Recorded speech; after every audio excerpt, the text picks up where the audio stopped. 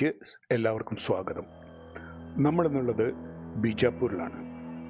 മുഗൾ രാജാവായ ഷാജഹാൻ ബീജാപ്പൂരിലെത്തുന്നതിന് രണ്ട് കാരണങ്ങളുണ്ടായിരുന്നു. ഒന്ന് പൊളിറ്റിക്കലായിരുന്നു, മറ്റത് റിലീജിയസും. ബീജാപ്പൂരിനെ തൻ്റെ സാമ്രാജ്യത്തോട് ചേർത്ത് മുഗൾ സാമ്രാജ്യം വിപുലീകരിക്കുക എന്നതായിരുന്നു പൊളിറ്റിക്കൽ ലക്ഷ്യം.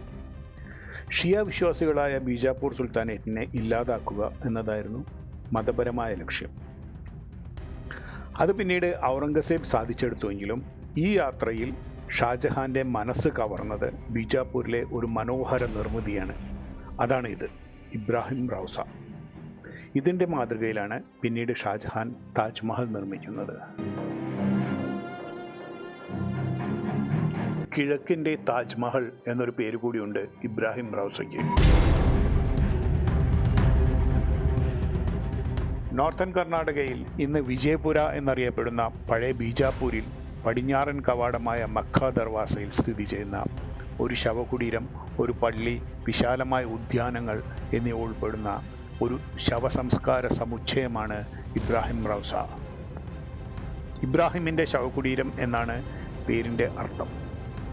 ഇബ്രാഹിം ആദിൽ ഷാ രണ്ടാമൻ്റെ ഭാര്യ താജ് സുൽത്താനയാണ് 1626 ഈ സമുച്ചയം നിർമ്മിച്ചത്. 8 വർഷം എടുത്താണ് ഇത് നിർമ്മിച്ചിട്ടുള്ളത്. സുൽത്താൻ ഇബ്രാഹിം ആദിൽ ഷാ രണ്ടാമൻ, അദ്ദേഹത്തിൻ്റെ പുത്രി നെഹ്റ സുൽത്താന, ഈ കുടീരം നിർമ്മിച്ച താജ് സുൽത്താന എന്നിവർക്ക് പുറമെ മറ്റു ചില കുടുംബങ്ങളുടെയും കല്ലറകൾ ഈ ശവകുടീരത്തിനകത്തുണ്ട്. നിലവിൽ ആർക്കിയോളജിക്കൽ സർവേ ഓഫ് ഇന്ത്യയുടെ നിയന്ത്രണത്തിലുള്ള ഒരു ദേശീയ സ്മാരകമാണ് ഇബ്രാഹിം റൗസ.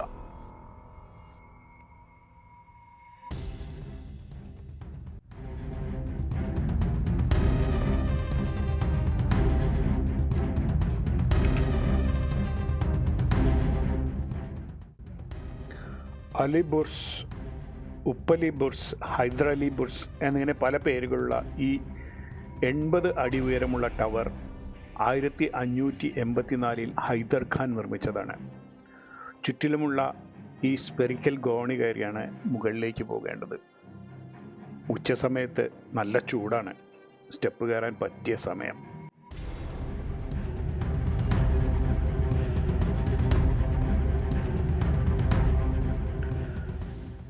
ആദിൽ ഷാ ഡൈനാസ്റ്റിയുടെ യുദ്ധവിജയങ്ങളിൽ ഒരു പ്രധാന പങ്ക് വഹിച്ചിട്ടുള്ളതാണ് ഈ ടവർ, അലി ബുർസ്.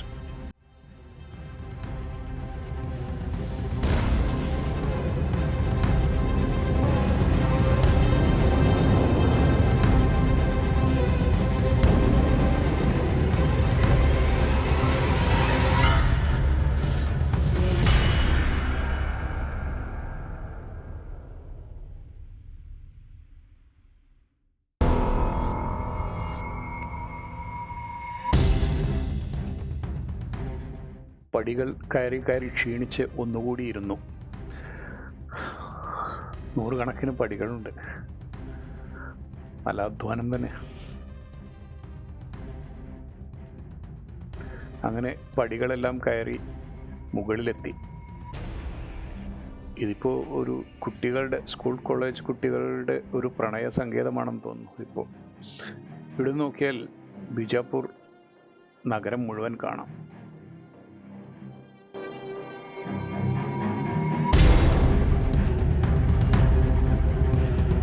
ഇതാണ് പ്രസിദ്ധമായ ഗൺ, പീരങ്കി. ലോകത്തിലെ ഏറ്റവും നീളം കൂടിയ പീരങ്കിയാണ് എന്നൊക്കെ പറയുന്നുണ്ട്. അത് എത്രമാത്രം ശരിയാണെന്ന് അറിഞ്ഞില്ല. പക്ഷേ ഇതിൻ്റെ മുൻവശത്തുണ്ടായിരുന്ന മതിൽ നേരത്തെ ഉണ്ടായിരുന്നില്ല. അപ്പോൾ ഇവിടെ വെച്ചിട്ട് ദൂരെ നിന്ന് വരുന്ന ശത്രുക്കളെ ആക്രമിക്കാനും ഉണ്ടാക്കിയിട്ടുള്ള ഒരു പീരങ്കിയാണിത്. ഈ ആദിൽ ഷാ ഡൈനാസ്റ്റിയുടെ പല യുദ്ധവിജയങ്ങളുടെയും രഹസ്യം ഈ പീരങ്കിയാണ് എന്നാണ് പറയപ്പെടുന്നത്. അങ്ങനെ നമ്മുടെ അടുത്ത കാഴ്ചയായ ജോഡ് ഗുംബസിലെത്തി. ഗോൾ ഗുംബസ് അല്ല, ജോഡ് ഗുംബസ്. ഗോൾ ഗുംബസ് എന്ന പ്രണയകുടീരത്തെക്കുറിച്ച് വിശദമായ ഒരു വീഡിയോ ഈ ചാനലിലുണ്ട്. ലിങ്ക് ഡിസ്ക്രിപ്ഷനിലിടാം. കാണാത്തവർ ഇത് കണ്ട ശേഷം അത് പോയി കാണണം. ജോഡ് ഗുംബസ് ഹസ്രത്ത് അബ്ദുൾ റസാഖ് ഖ്വാദ്രി ദർഗ എന്നും അറിയപ്പെടുന്നുണ്ട്. ഖാൻ മുഹമ്മദിനും അദ്ദേഹത്തിൻ്റെ ആത്മീയ ഗുരുവായ അബ്ദുൾ റസാഖ് ഖ്വദ്രിക്കുമായി നിർമ്മിച്ച ശവകുടീരങ്ങളാണ് ജോഡ് ഗുംബസ് എന്നറിയപ്പെടുന്നത്. 1687 ഇത് നിർമ്മിക്കപ്പെട്ടിട്ടുള്ളത്.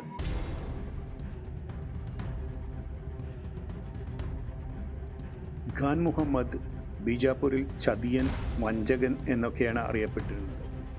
ബീജാപ്പൂർ സുൽത്താൻമാരുടെ സേനാനായകനായിരുന്നു ഖാൻ മുഹമ്മദ്. മുഗളന്മാരുടെ കയ്യിൽ നിന്ന് കൈക്കൂലി വാങ്ങിച്ച് സ്വന്തം സൈന്യത്തെ ഒറ്റുകൊടുക്കുകയായിരുന്നു. ഇതറിഞ്ഞ സുൽത്താൻ ഖാൻ മുഹമ്മദിനെ തിരിച്ചു വിളിക്കുകയും കൊലപ്പെടുത്തുകയും ചെയ്തു. ഇതറിഞ്ഞ മുഗൾ രാജാവ് ഔറംഗസേബ് ഖാൻ മുഹമ്മദിന് വേണ്ടി ഒരു ശവകുടീരം നിർമ്മിക്കാൻ ആവശ്യപ്പെടുകയും മുഗൾ സാമ്രാജ്യത്തിന് 1 വർഷം കൊടുക്കേണ്ട കപ്പം ഉപയോഗിച്ച് ജോഡ് ഗുംബസ് പണിയുകയുമായിരുന്നു. ഖാൻ മുഹമ്മദിൻ്റെ മകൻ ഖവാസ് ഖാനെയും ഇതുപോലെ ശത്രുവിനു വേണ്ടി ചാരപ്രവർത്തനം നടത്തിയതിന് വധശിക്ഷയ്ക്ക് വിധിക്കുകയുണ്ടായി. ഇവരുടെ 2 പേരുടെയും ശവക്കല്ലറകളും ഖാൻ മുഹമ്മദിൻ്റെ ആത്മീയ ഗുരുവായ അബ്ദുൾ റസാഖ് ഖ്വദ്രിയുടെ ശവക്കല്ലറയും ഇതിനകത്ത് കാണാം. വീഡിയോ ഇഷ്ടപ്പെട്ടാൽ സബ്സ്ക്രൈബ് ചെയ്യുകയും നിങ്ങളുടെ സുഹൃത്തുക്കൾക്ക് ഷെയർ ചെയ്തു കൊടുക്കുകയും ചെയ്യണമെന്ന് അഭ്യർത്ഥിക്കുന്നു. മറ്റൊരു വീഡിയോയുമായി ഉടനെ വരാം.